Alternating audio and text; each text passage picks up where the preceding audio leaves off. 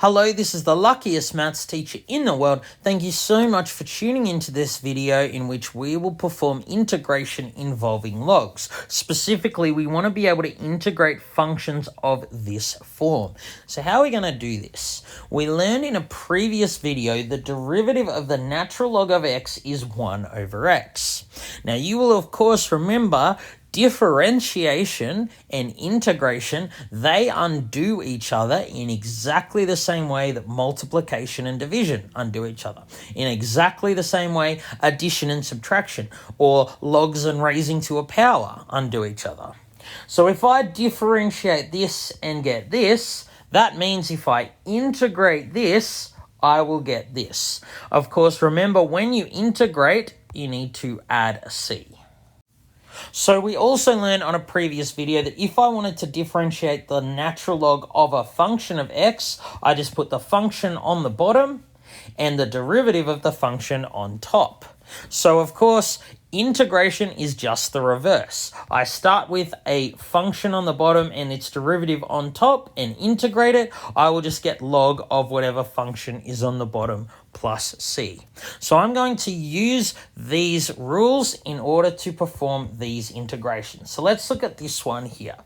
Well, I know that the integral of 1 over x is just ln x. I can write this as 2 times the integral of 1 on x, because of course 2 times 1 is 2. So when you're integrating, you can kind of leave the constant alone. This will just be 2 ln of x, because this integral is ln of x, and then I have to add the c, and then I'm done. All right, how would I integrate something like this? Well, on the bottom, I have a 5x. What I really want on top is a 5. I want the derivative of this to be on top. So I'm going to write it so it looks like that, 5 over 5x. Of course, this and this aren't exactly the same thing. But what I can do to make these the same thing is I can divide by 5 because I times by 5 up here, and I can multiply by 3. See, 3 over 5 times 5 equals 3. So writing it like this, I can now integrate. So when I integrate, I leave the 3 over 5 alone. But now to integrate this, I have a function on the bottom and its derivative on top. So this will simply be the natural log of 5x.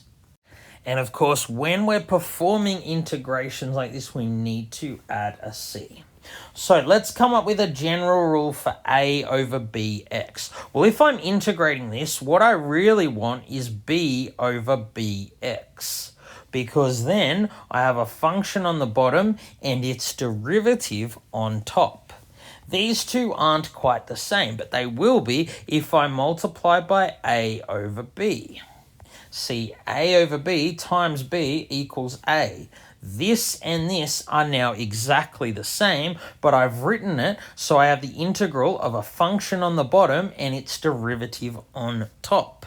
So what that actually leads to is a over b times the natural log of the function on the bottom, and remember I have to add a c. Now I need to make a really important point here that I know someone's gonna miss. Don't be that student. See, when I'm taking things out the front of an integral, it's okay to take constants, 2, 3 over 5, a over b. These are all constants. You cannot take an x out the front of an integral because it doesn't work like that.